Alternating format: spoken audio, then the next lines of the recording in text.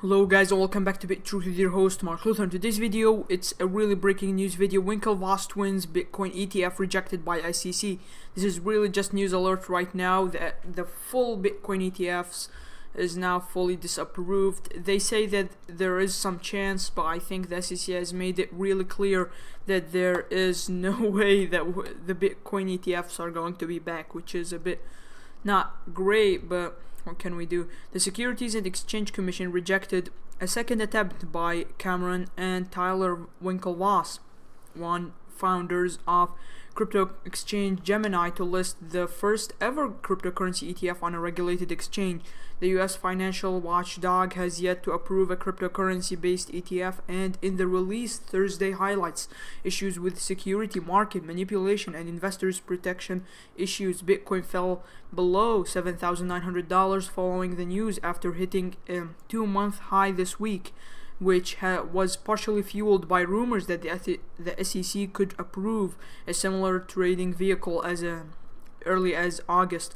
Okay, the Security and Exchange Commission rejected a second attempt by Cameron and Tyler Winklevoss, founders of crypto exchange Gemini, to list shares of what would be the first ever Bitcoin ETF. The June proposal from the BATS exchange to list and trade the Winklevoss Bitcoin Trust's commodity-based shares was voted down 3-1 by the commission Thursday. The price of Bitcoin dipped 3% to $7,880 following the news, according to the data from Coinbase. Last year, the SEC disapproved an application for the Winklevoss Bitcoin Trust, but in June, the group submitted a proposed rule change among other arguments. The agency said in a release Thursday it did not support the Winklevoss's argument that Bitcoin markets, including the Gemini exchange, are uniquely resistant to manipulation. It also highlighted issues of fraud and investor protection. The SEC emphasized that the disapproval does not rest on an evaluation of whether Bitcoin and blockchain technology has value as an innovation or investment, but the agency indicated that its mission is designed to prevent fraudulent or manipulative acts or practices and to protect investors, and that they were concerned about fraud and manipulation of Bitcoin, particularly since this is done in a largely unregulated offshore market.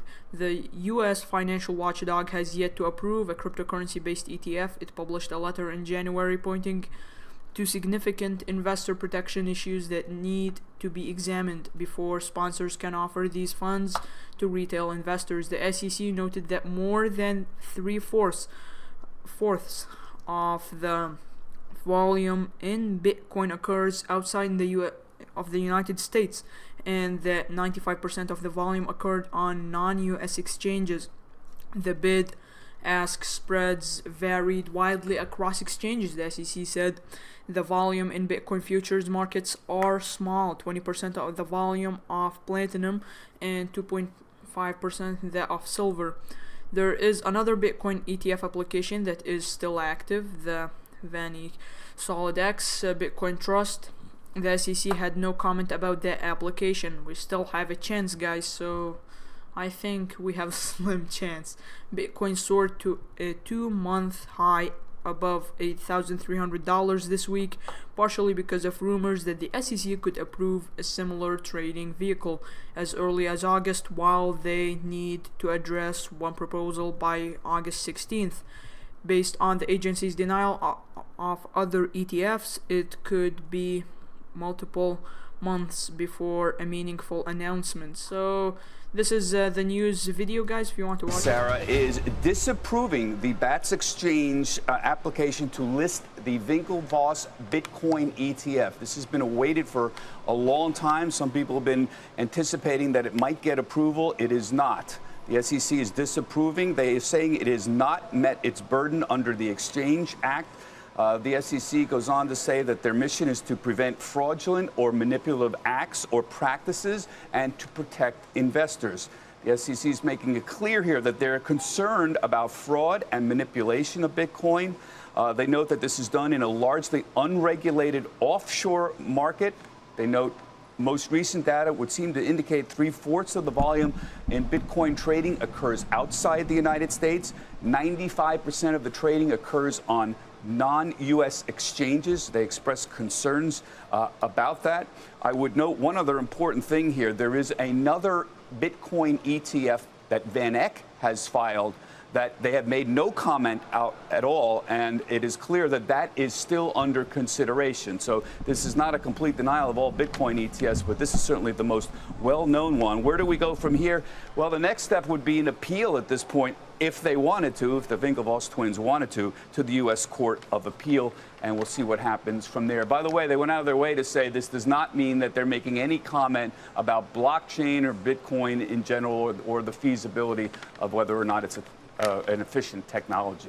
So I think that's a summary, guys, for what is happening right now. This is actually really just a life-striking news. If you can see right now that if we reload the page, let's look, this was like 1 minute ago. Look, like the prices are a bit like going down, different prices. Still the market has striking. It's still like it has been just 1 hour and we had like a bit of losses in here. I think now is the time to use Tether. I might use Tether. I don't know. This is breaking news, guys. Thank you for watching BitTruth with your host, Mark Luther. We will do more updates on this stuff in the incoming days. Thank you for watching and see you guys on the next video.